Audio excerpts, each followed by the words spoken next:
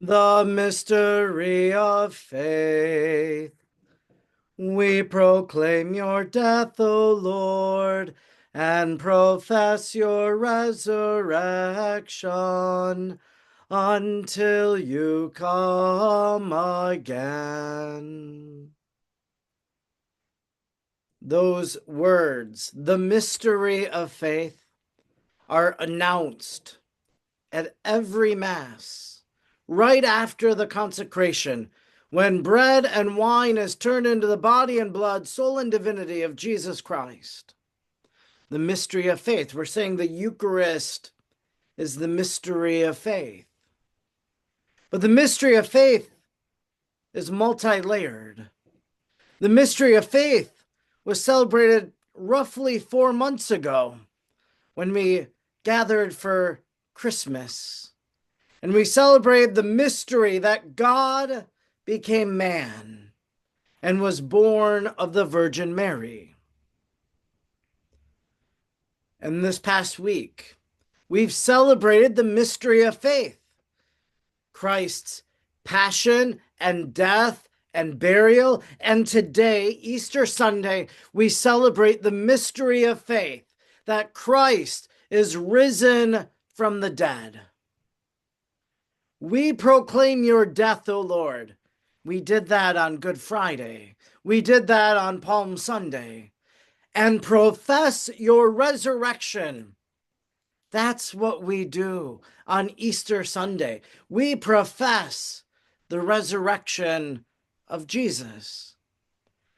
To profess the resurrection means that we believe in the resurrection.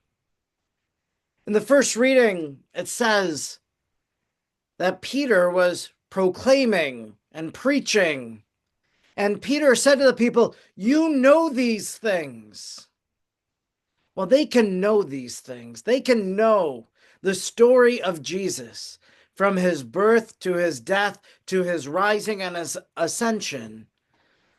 But knowing is not enough. I can know lots of things. What's more important is believing. Believing that Jesus rose from the dead. That on that first Easter morning, the tomb was empty. That we have to believe in that. We can know a story, but this isn't any story. This isn't Aesop's fables. This isn't some fiction novel that you read. This isn't some fantasy like Snow White. No. This is the gospel. And this is the gospel eyewitness accounts from John, from Mary Magdalene, from Peter. This is the gospel. It's a story that we believe, that we don't just know, that we believe. And because we believe that Mary Magdalene went to the tomb and found the tomb empty, and then went back and told Peter and John, and they were surprised. And I don't know why the apostles were surprised. Jesus had been telling them that he was going to rise from the dead. Jesus took them up Mount Tabor and said, "Look at the glory of God." That Jesus told them that the Son of Man must be in the earth as Jonah was in the belly of the whale for 3 days. They should have known that Jesus was going to rise. But they go to the tomb, surprised that he's not there. And they witness that the tomb is empty. And as John writes in the Gospel for Easter Sunday, he says that they believed.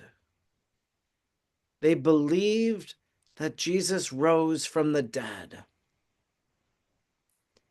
This belief in the resurrection, in this mystery of faith, this changes everything.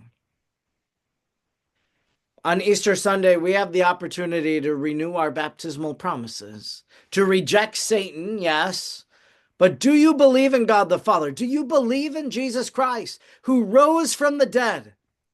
Do you believe in life everlasting? And we say our I do. I do.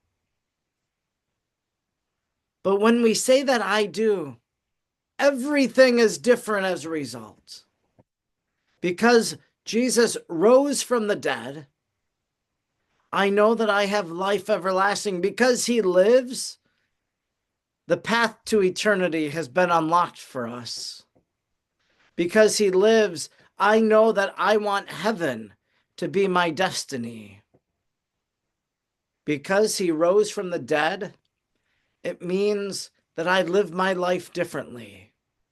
From what I say to what I do, the resurrection marks everything about my life.